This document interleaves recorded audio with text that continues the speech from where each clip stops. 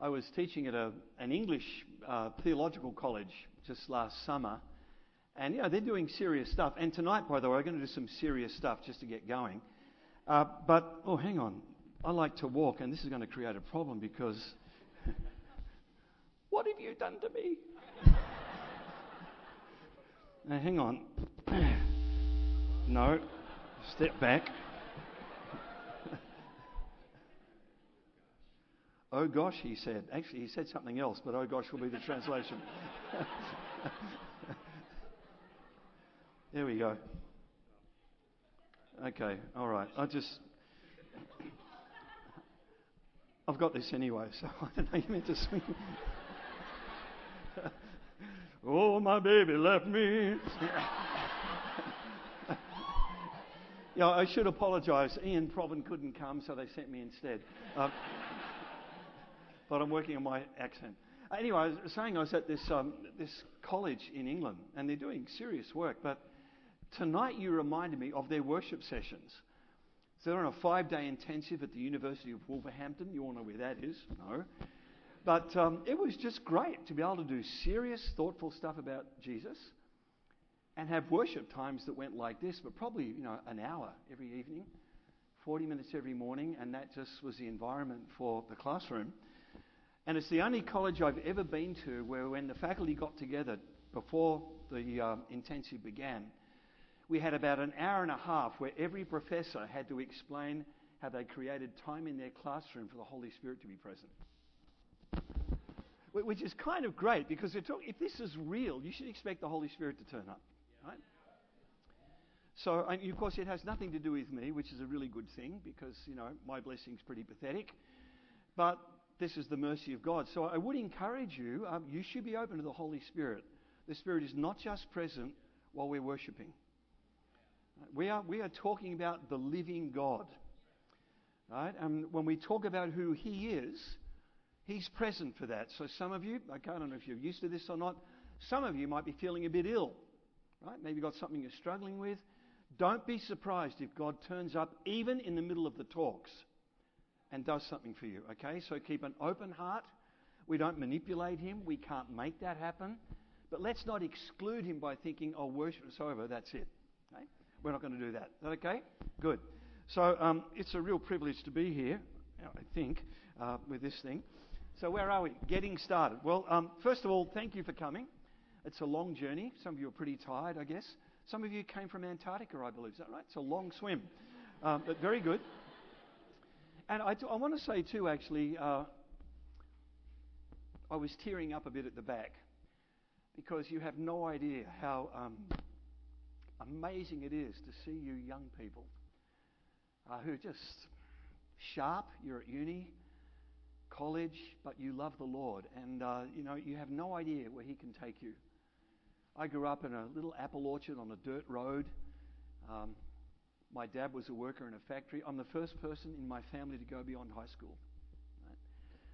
But my parents loved the Lord, and they taught me to give Him everything that was part of my life. And I pinched myself about 10 years ago. I'm sitting in Beijing with a group of other faculty from Regent College talking to the Vice Chancellor of Renmin University, which is in fact the premier Marxist university in China.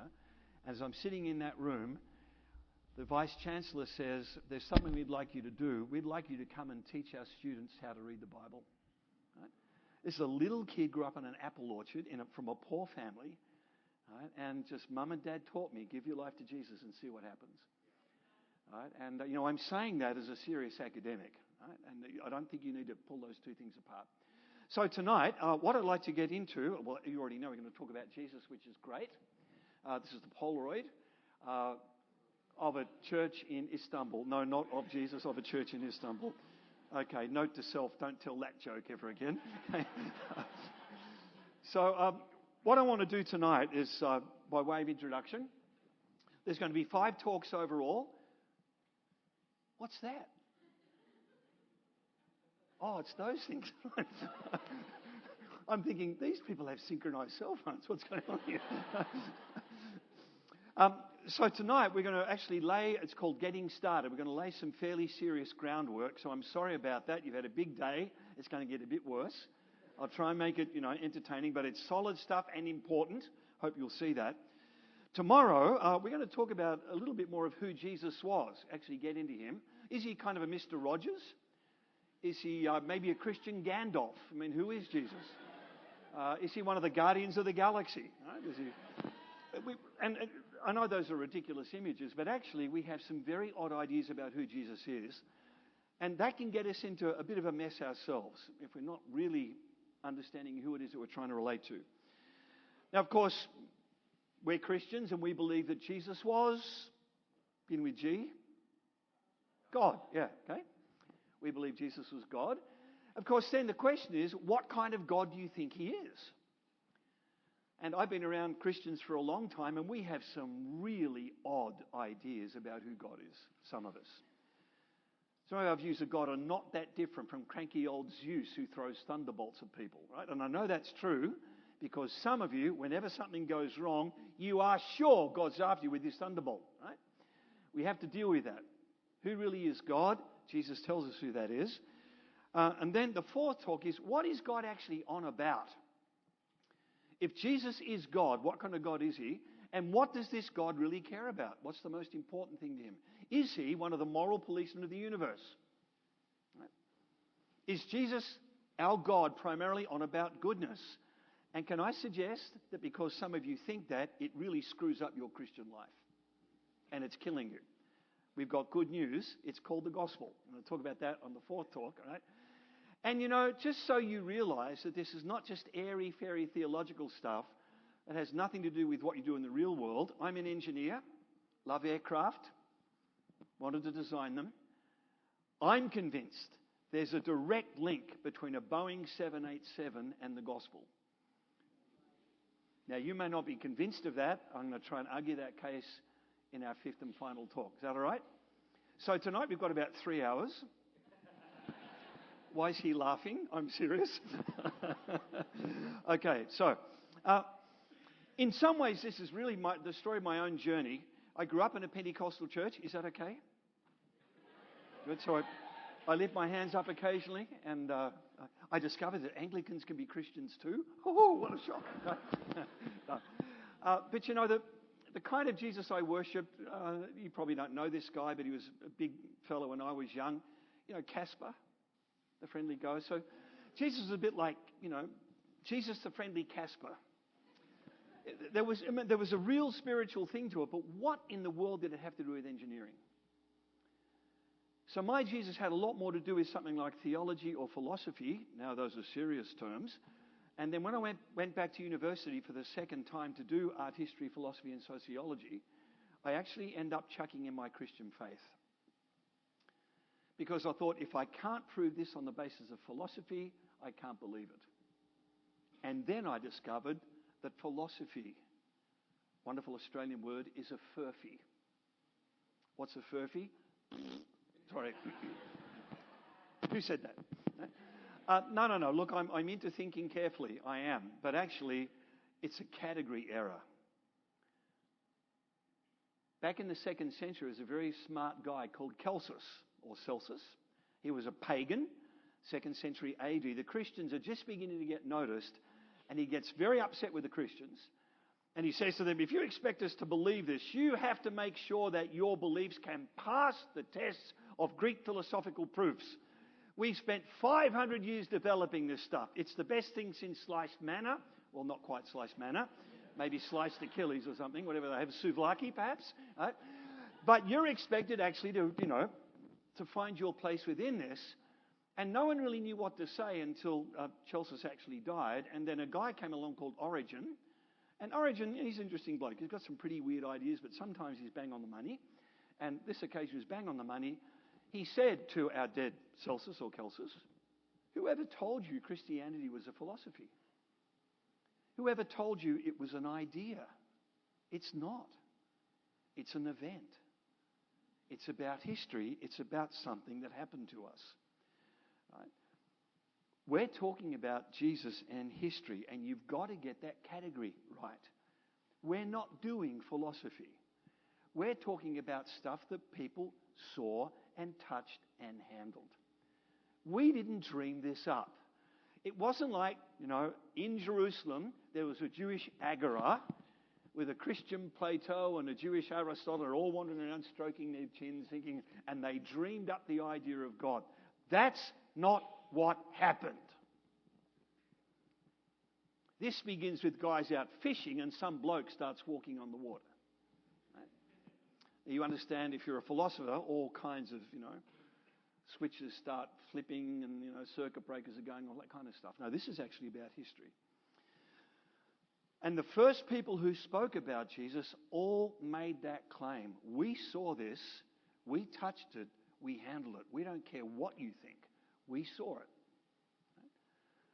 You've got to hear this. Christianity is a claim, a serious claim about events that took place. It's about history. Now, who of you heard, you're at university, I grew up with this stuff. Faith versus reason, who heard that? Kind of, your faith versus reason. Well, pardon me, you might have to cut this out. It's a load of bollocks. Right? It's just not true. When the disciples are in the boat, let's just kind of pick a small example, and Jesus starts walking on the water, there is no faith there on their part. They are gobsmacked, and in fact, they can't believe it, and they think he's a ghost. That's not faith. That's observation. When they talk about Jesus rising from the dead, they're as shocked as anybody. Thomas says, no way will I believe this until I see it. Right? So when people say Christianity is about faith, no, they've got it wrong. It is about trusting someone. But the guys who wrote the Gospels are talking about, we trust the guy that we were with. And half the time we didn't believe what we were seeing. There's no more faith involved in Christianity than in Galileo looking through his telescope and seeing craters on the moon. What's Galileo doing? Trusting his senses. That's what the Christian story is based on.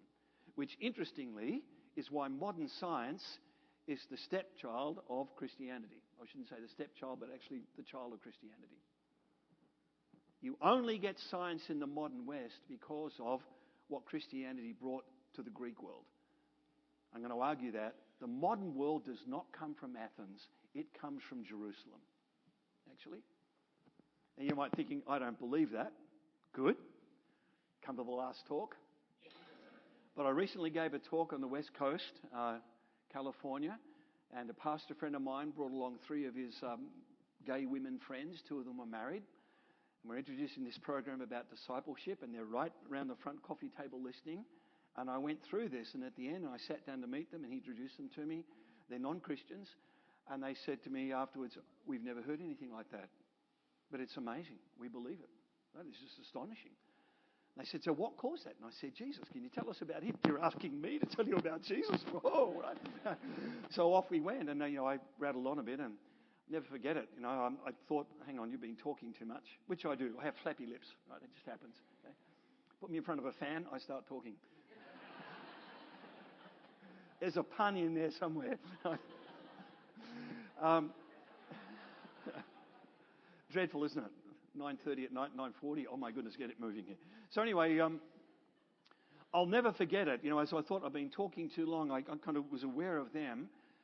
These 3 women leaning across the table, their faces shining with the light of the gospel.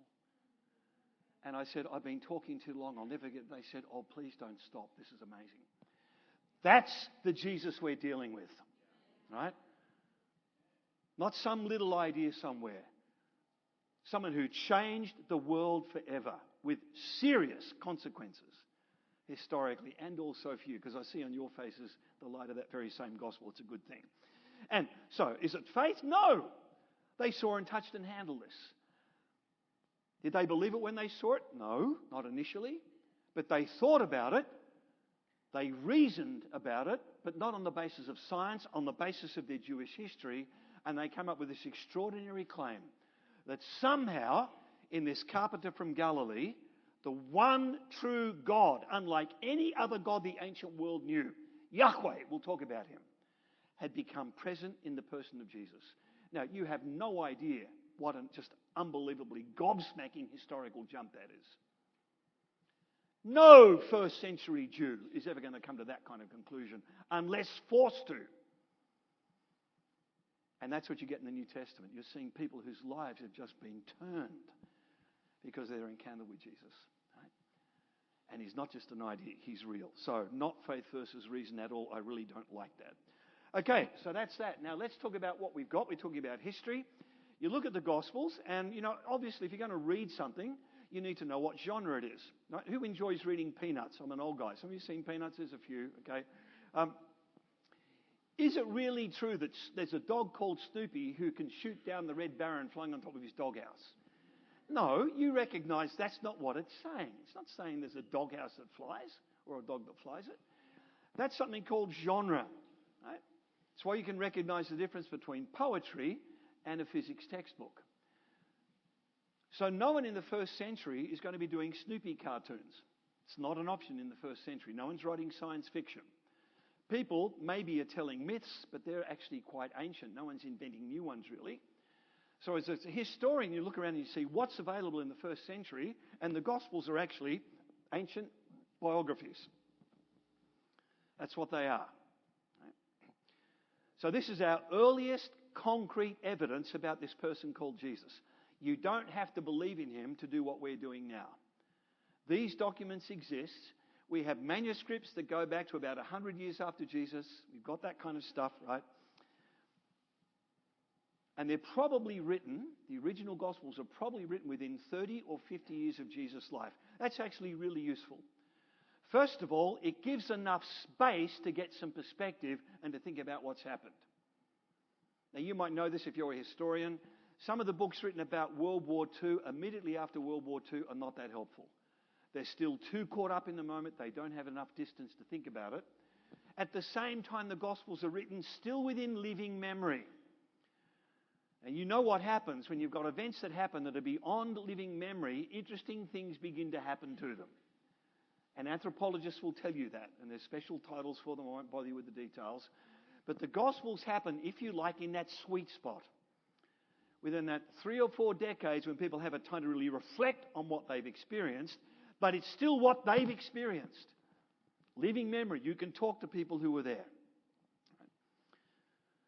That's what we're dealing with. Now, what do we know about ancient biographies? Well, just a couple of things about this.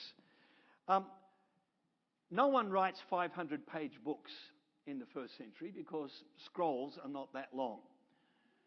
Right? And you want stuff that people will read. Who's going to read a 500-page book? Not the common people.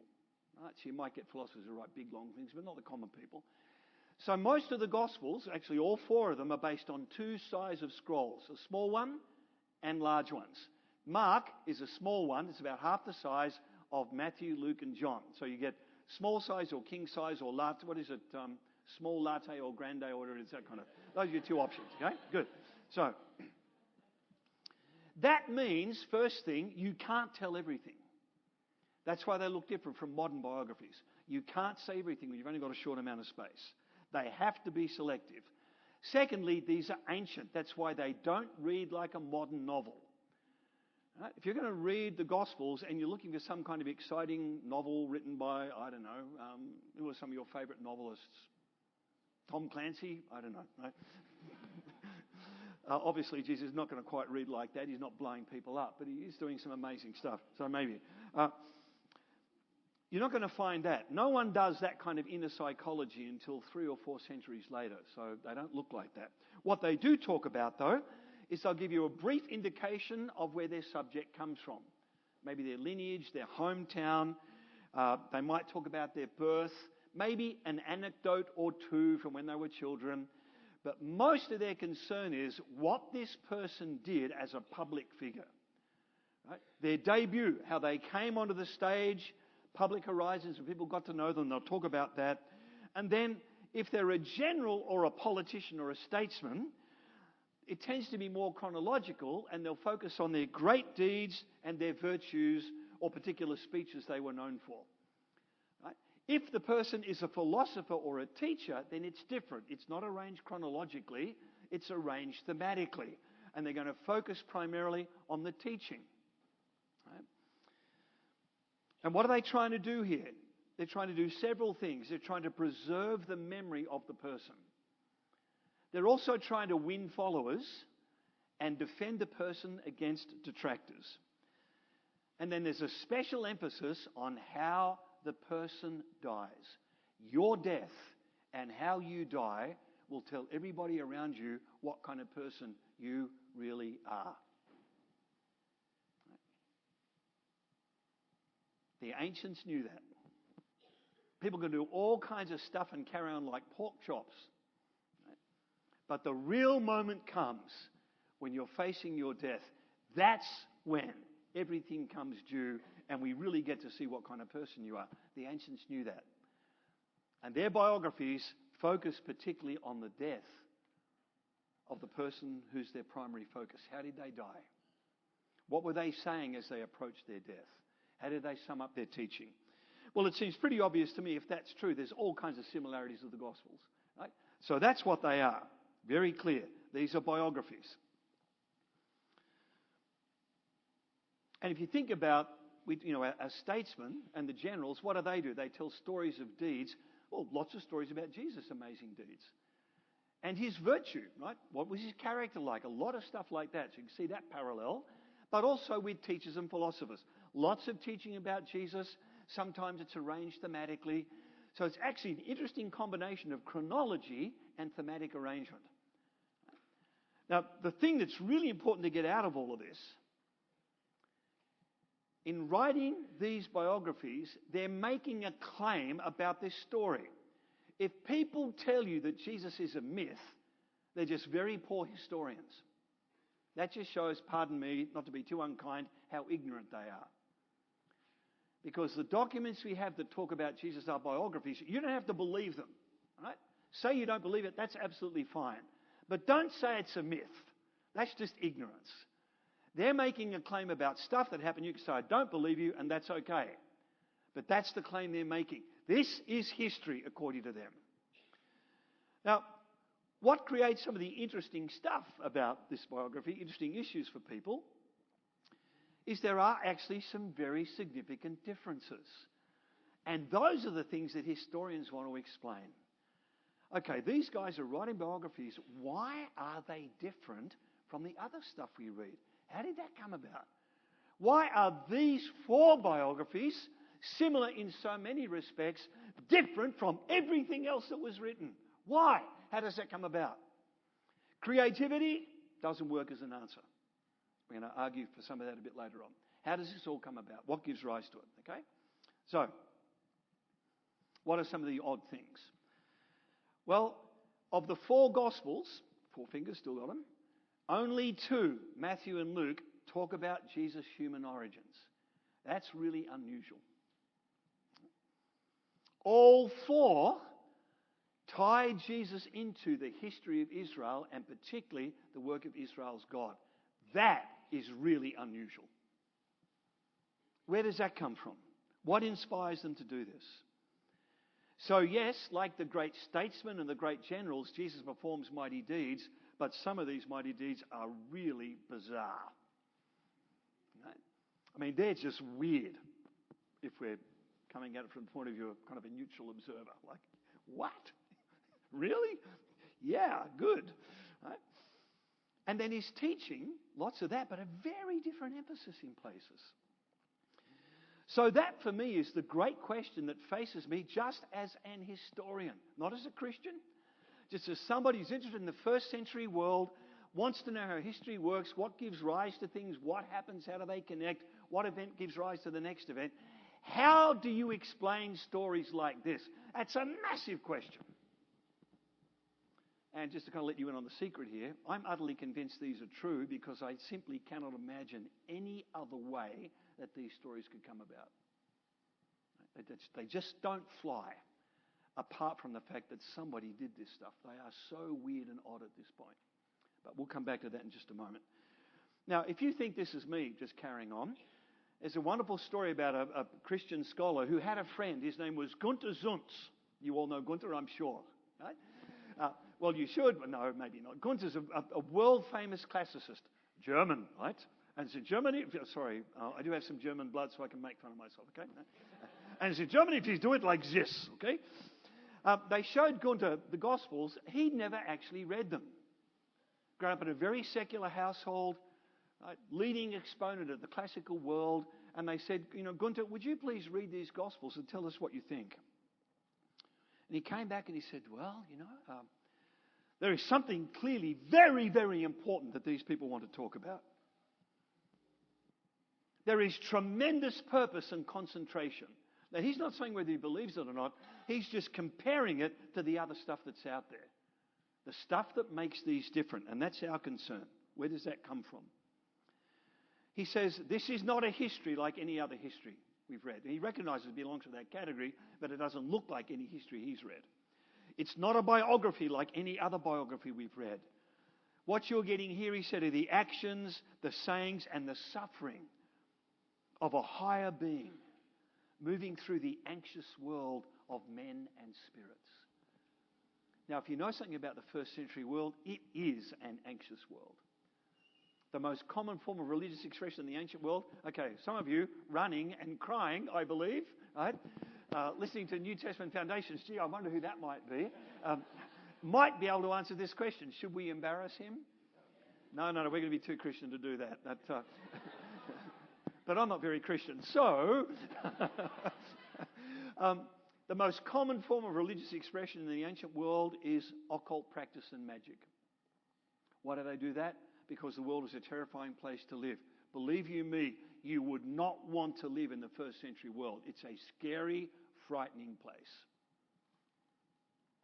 And Gunther understands that.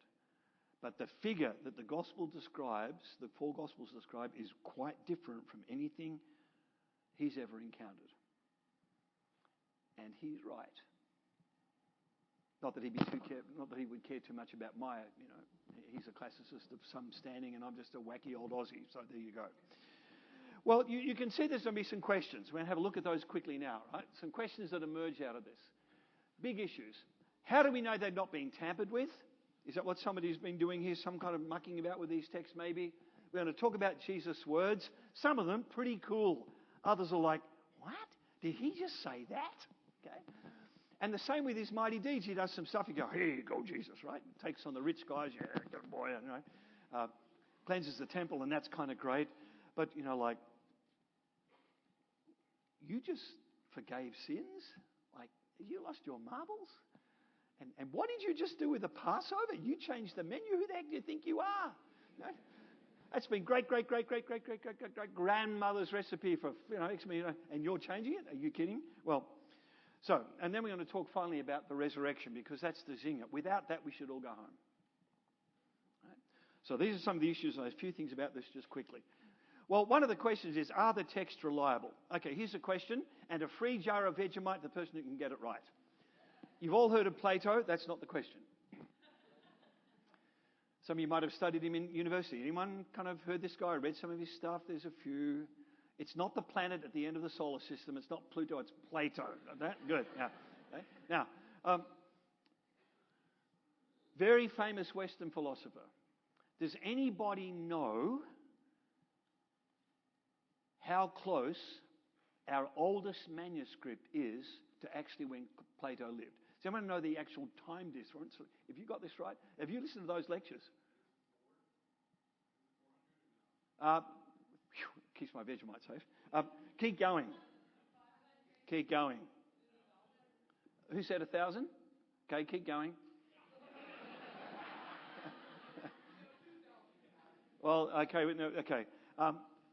We have half a manuscript 1,300 years after Plato. That's our earliest. Now, they might have discovered some, but until recently, that was it. Right? Josephus, very famous Jewish author. Well, we have very little. We're talking about 1,000 years. By the same time, 1,000 years after Jesus, 1,000 years after Jesus, we have over 6,000 manuscripts or thereabout in Greek. Can you just see what that means? Half a manuscript, and we have nearly 6,000. Right? And you can work on this stuff. There's something called textual criticism, which strikes fear into the heart of every seminary student. That actually is really quite fun for odd people like me. Right? But you get to work on this stuff, and as you do it, you realize that the stuff you read in your English Bible or your Bible in Mandarin or whatever is based on a Greek text, 97% of which we can be pretty much sure is what was original. And the 3% that we're not sure about doesn't actually mean anything. No one in the ancient world who does ancient history has anything like the assurance we have about the reliability of our textual witnesses. You got that? We're talking a different universe. Half a manuscript, thousands. So if you hear people tell you that these texts have been fiddled with and you can't trust them, well, be my guest, blow them a furphy in love. No, not at all, okay? And there are a couple of scholars who make a big deal about, scribes change this and change that. No, it doesn't really actually change anything. It really doesn't.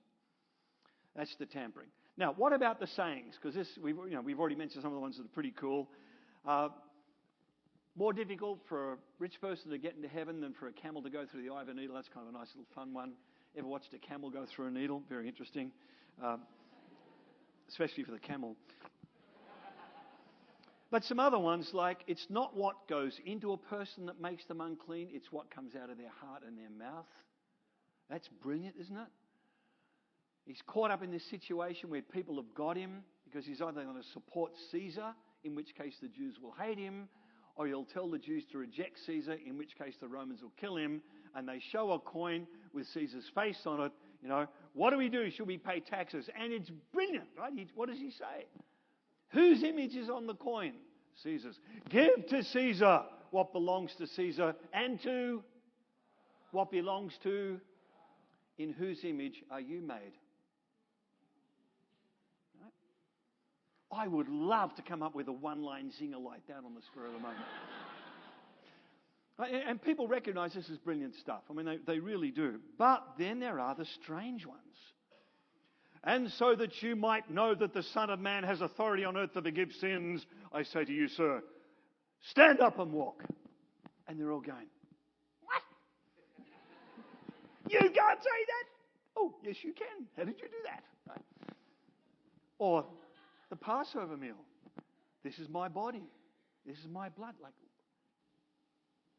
can you imagine a first century Jew taking a meal like Passover, sacred in their tradition for 1,300 years, depending how you date it, right?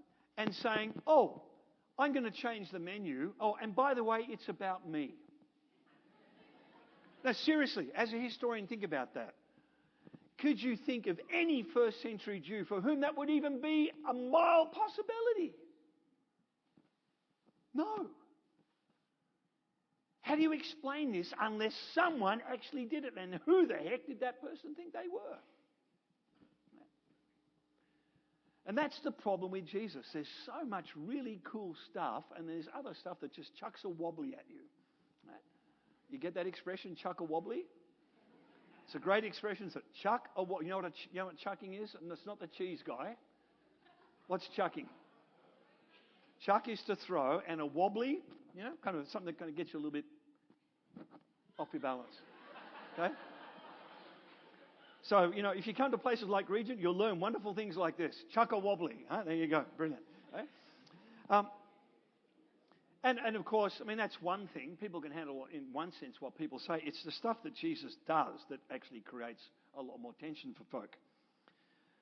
Now, I talked about some of the impressive stuff like cleansing the temple. He's taking on these guys who are corrupt. They're thinking they can use the worship of Yahweh to line their own pockets. That never happens in North America, which is great. Right? And, he takes these guys on and we say, well done you, mate. Good job. Right? You've got these wealthy people who kind of prey on the taxes of the widows and leave them poor and homeless. And Jesus takes after them with a big stick and you're going, go for it, mate. Good thing. But then he does a few other little things, like he eats with the wrong people. He goes to the house of a guy called Zacchaeus. We'll talk about it a bit later on. And people going, hang on a minute. Well, you've just gone to eat with Donald Trump.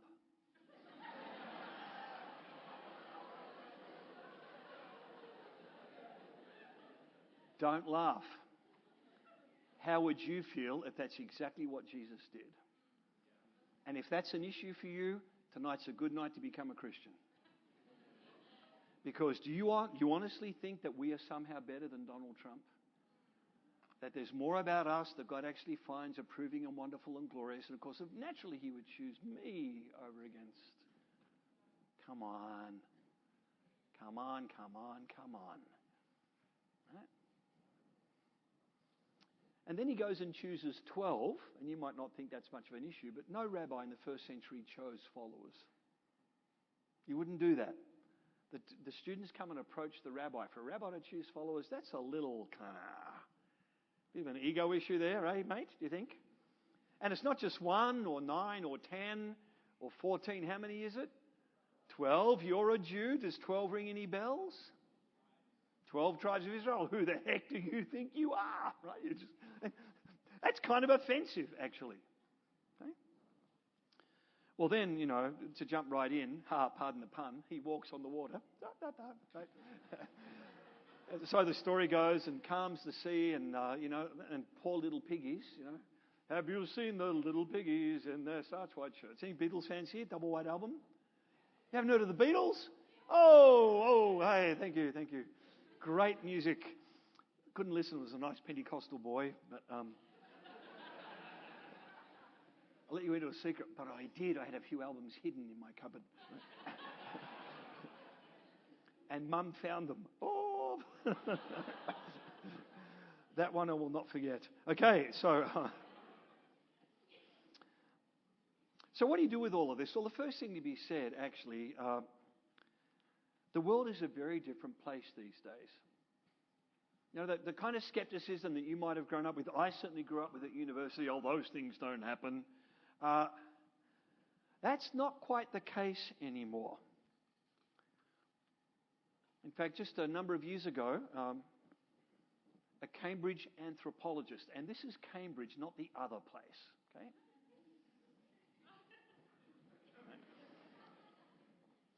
Published a collection of essays by a whole series of trained anthropologists, right?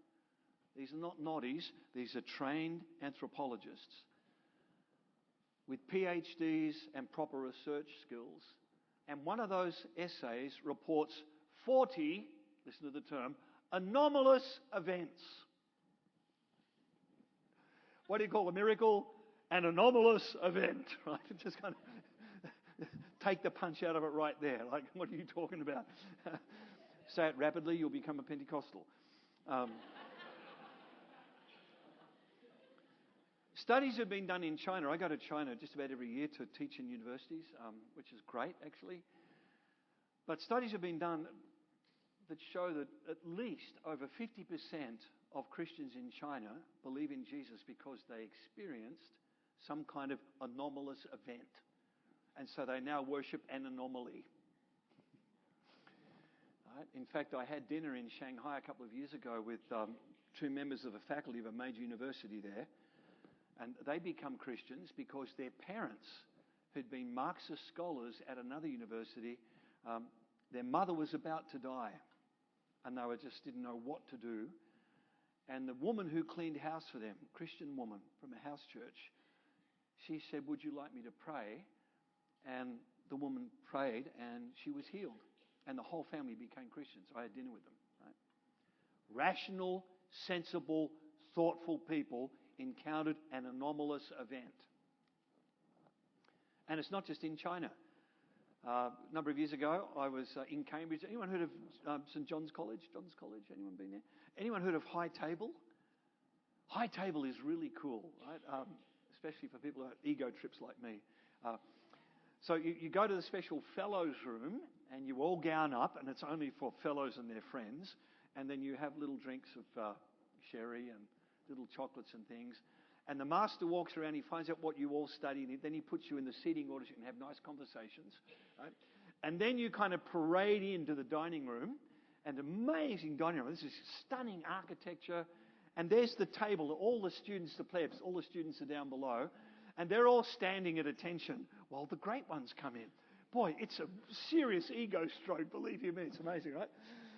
So you walk in, you all stand there, and the prayers are read in Latin, and then everyone sits down. And I drank sparkling water from a solid silver goblet. Woohoo! Yo, baby, that was absolutely amazing experience, right? And one guy on my left is an expert in blood clotting, but the guy on my right was the one who invited me. He's a math god. There are 3 people in the world who understand what he's doing. Right? And what he works on is he starts with a single particle, and then he adds another one, and he does all this kind of random patterning, and then what's the one I'm after here? I can't think of the number. Anyway, see, I don't get it either.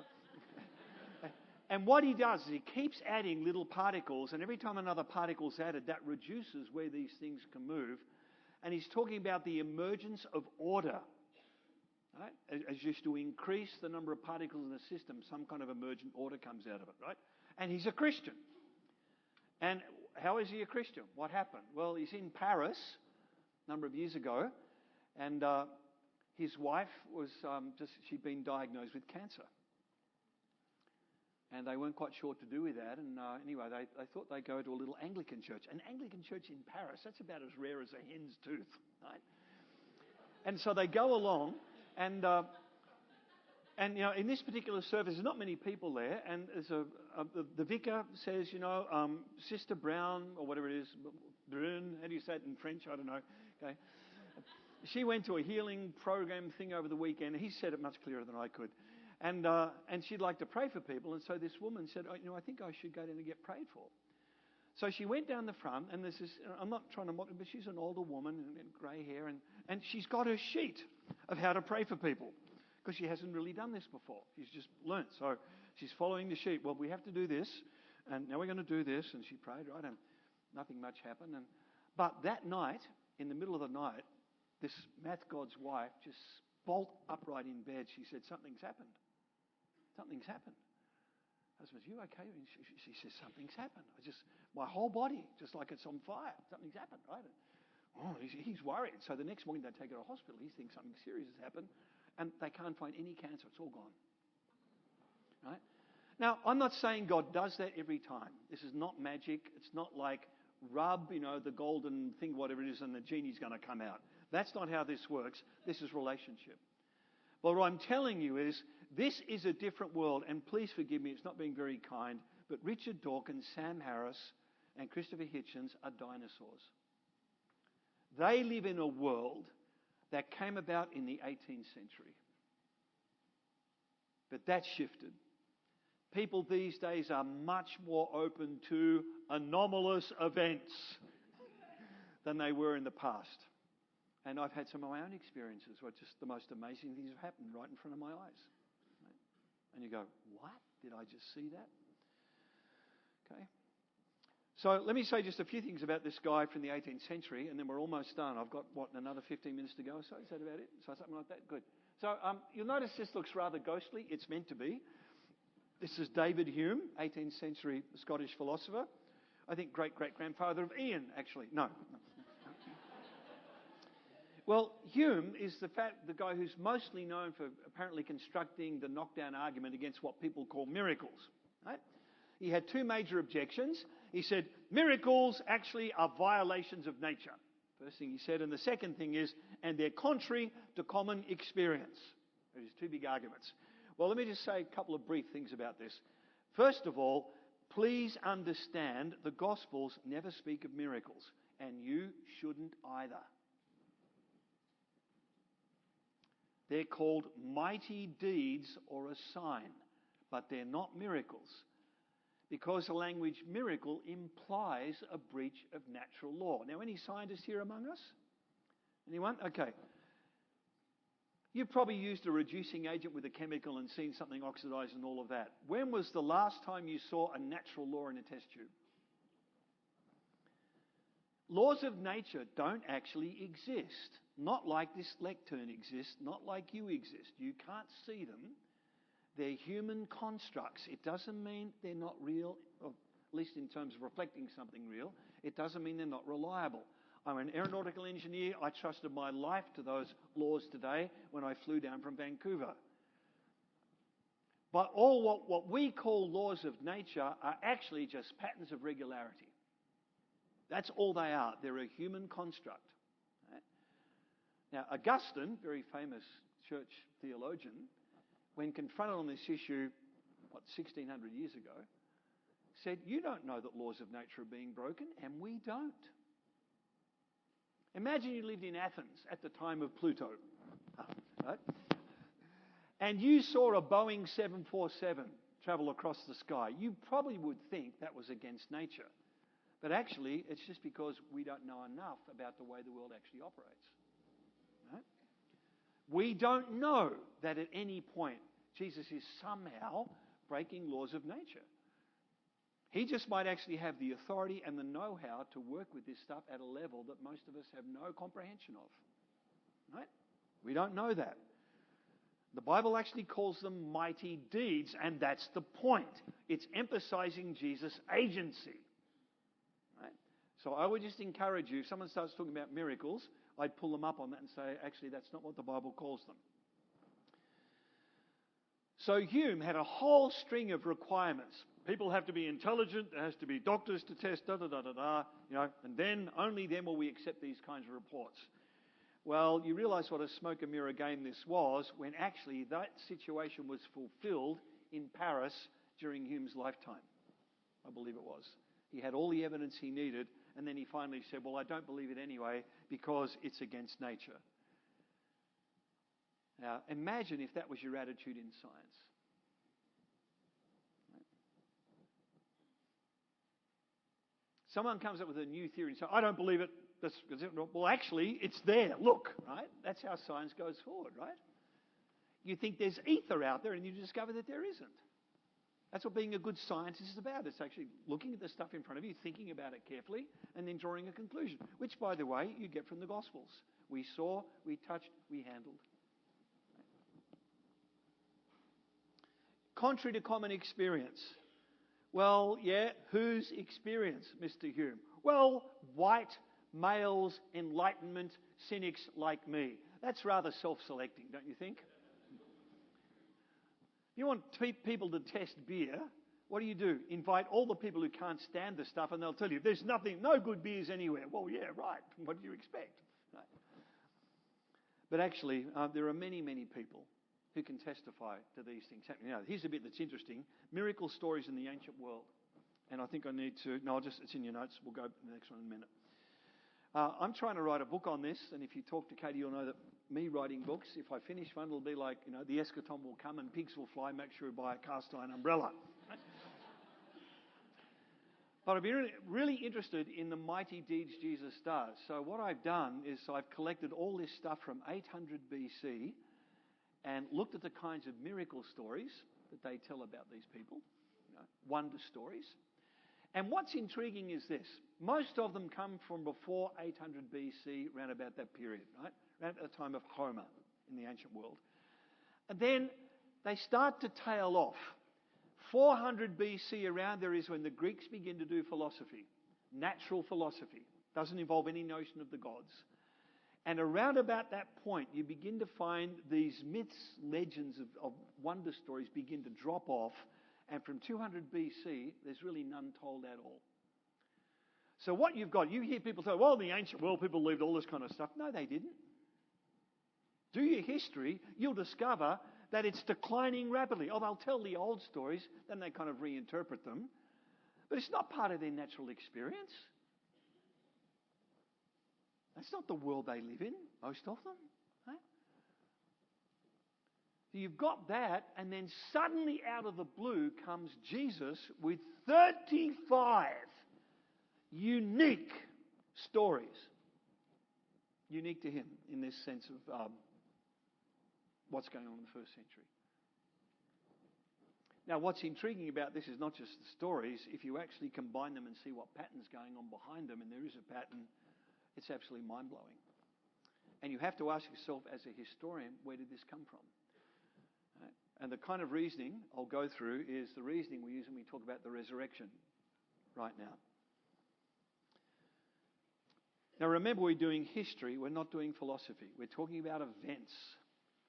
Right? So,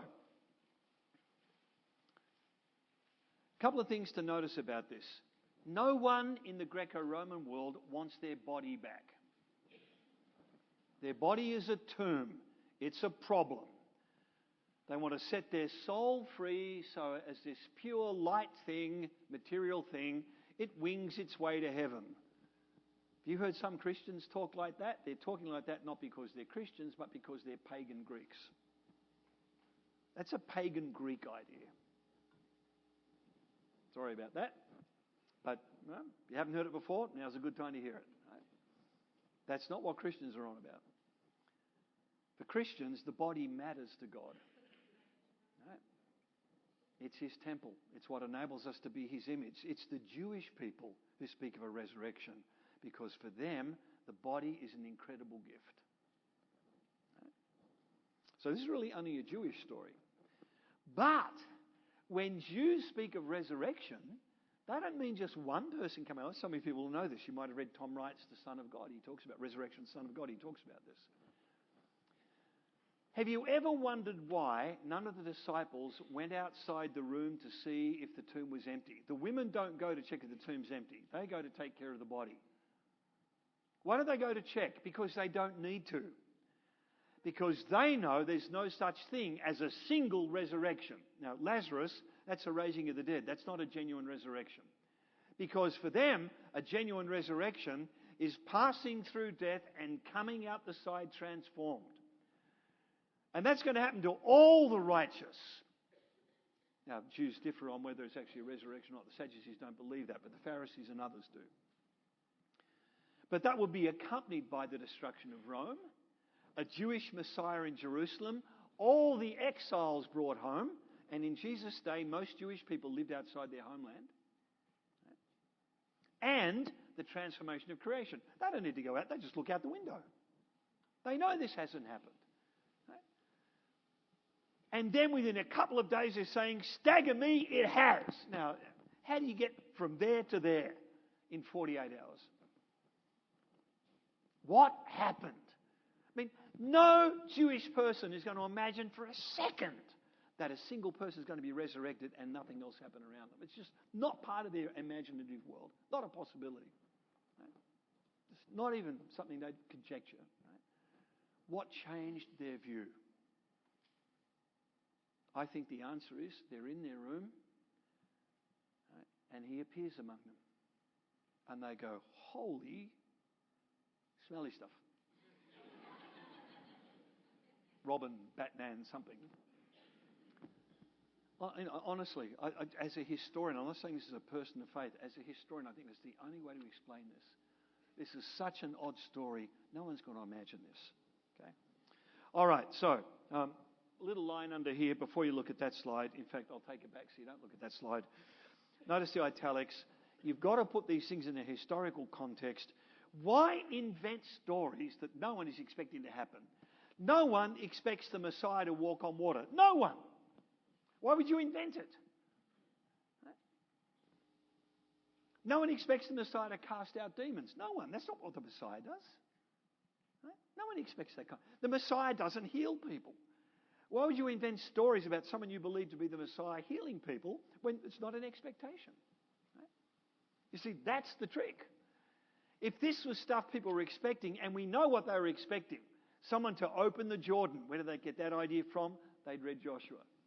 Someone to do signs and wonders in the desert. Yep, we know where they got that from too. Someone to cause the walls of Jerusalem to fall down. You know where they got that from as well, right? But not the stuff you find with Jesus. That's why when people look at Jesus, they never make the connection that He's the Messiah because they're not expecting it. Right? Now that to me is the strongest argument that this stuff must have happened because there's just no way to explain it historically. Okay, coming to our end now. Testimony and memory. Well, history and science are similar and different. They're similar in that they're both concerned with observation. And they both seek to explain, but they're very different exercises. Some of you who know, anyone studying history here a little bit, maybe? No? Oh, over here, right. Well, you're probably aware of someone called Benedetto Croce, maybe? Or how about Collingwood? Maybe? No? Okay. Well, There's a big debate going on in the 19th century. Science has proved so wonderful. Let's do history like science. And it just fell completely on its butt. Didn't work. Right? And the reason is history and science are two different things. In science, you're actually looking through something to try and find the universal law underneath it. Right? You're looking for the general, for the universal. You're trying to abstract an equation out of this thing. That's not history. Karl Marx tried that and it didn't work. Just because I know about the French Revolution doesn't mean I know diddly squat about the Russian one. With history, you have to look at you don't look through the event, you look at it. And you treat it uniquely for what it is. So you have to pay attention, you have to think about it, but you're doing it in different kinds of ways. And history in particular has to do with testimony. Now you hear people say, just the facts, just the facts. Remember that kind of show you see on television when I was younger? You know, the guy, he was a detective, and he'd say, ma'am, just the facts, right? Well, no, it's never just the facts. We know that now. But the fact of the matter is, that most of what you think you know, you got secondhand from somebody. Right? Testimony, without testimony, most of us would have just a fraction of the knowledge we have. It's absolutely critical. And that's what the Gospels are on about. They're on about testimony. Because that's how you do history. We saw this. We were there. This is what happened. That's what law courts do all the time. Law courts are based on testimony. Bit of scientific evidence, but it's who saw what and when and how did that work, right? That's what it's really on about. And the New Testament tells you they are really concerned that you get the right eyewitnesses, not because they're stacking the deck. Let me put it this way. You got into trouble for doing something. Who would you like to talk about who you are and what you were doing and what you meant to do? Someone who knows you or someone who doesn't? Right? And the New Testament's really keen on that. When Judas, tops himself, they have to find a replacement, so they get back to their 12. What do they say? It has to be someone who was with us from the very beginning, from the baptism until the ascension. And then you realize it wasn't just the 12. He had a bunch of other people with him from the very beginning. And it has to be those people who then become the guarantors of the tradition. Eyewitnesses. And they've got to be people who knew him. Right? Now, what about the issue of memory? Memory does funny things. We have to rush through this. People are aware of it. But on the other hand, memory can do amazing things. The rabbis had rabbinical schools to train people to remember, right? Especially the important stuff. A lot of people have to just remember that. Why does Jesus use striking phrases? Because he wants you to remember. Go through the Gospels and look at all those little kind of punchlines. It's not what goes into a person, but what comes out that defiles. Anyone can remember that. He's a really good teacher. Right? He knows how to just give you the punchy sound bite so you've got it. He's really good at doing that. He can talk at length. I already have. Right? But he knows how to do the punchline thing when he needs to. And his actions seem designed to stick in people's memories. Right? So I really don't have too much trouble in trusting the ability of these people to remember. It's in living memory. There are people around them, communities who were there who can remember this stuff. So I think they're trustworthy at that point. Well, that our last point now has to do with the sources. I don't want to spend too much time on this because it requires a little more expertise. But we talked about biographies. They're not just a straightforward account. They've been arranged either chronologically with certain emphases or thematically or something like that. What's really interesting, when you look at the Gospels in your notes, the synoptics kind of reflect this Exodus pattern. Most of Jesus' mighty deeds happen at the front end, then there's a journey, then they arrive in Jerusalem. Sounds just like what happened in Egypt, right? Mighty deeds, journey, Jerusalem. Now, where did that idea come from? Was it Mark? Because he wrote the first Gospel, I believe. Did he dream this up? Well, if Mark dreamt this up, why don't we hear more about him? Because there's some real genius. Scholars in my field recognize that. Mark is amazingly put together. Was it Mark who did that? Well, if it was, he's astonishing. Why don't we hear more about him? And then you've got the problem. If Mark is relating what Peter said, and I think there's a really good case to be made for that, well, surely Peter must have thought about all this stuff fitted together. Right? So did Peter come up with this? Well, if you're asking about whether Mark or Peter could think about it, who's the one other person who we might want to ask about? What about Jesus himself? And out of those three people, who's the bright bunny? Right? You think Jesus is wandering around for 3 years thinking, oh, look, I just healed that person. I wonder what that means. Oh, my goodness. The kingdom of God has come near. I'm not sure what it means, but it's come near.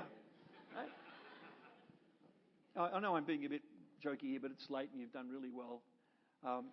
No, I think the structure that you get in the Gospels comes from Jesus himself. Right? So my point tonight has been this. When you read those 4 stories, you are not reading cunningly devised fables. You are reading eyewitness accounts of people who were with him, chosen by him to be with him for 3 years. And you're getting, after 3 decades or so, careful reflection. I'm utterly convinced, folks, that what you read in the Gospels is actually what happened. It happened. Now, I know you all believe that, but actually you don't. You know, there's a difference between saying, I believed it, and I believe this. I'm convinced this stuff's true. And because it's true, everything has changed and will never be the same again.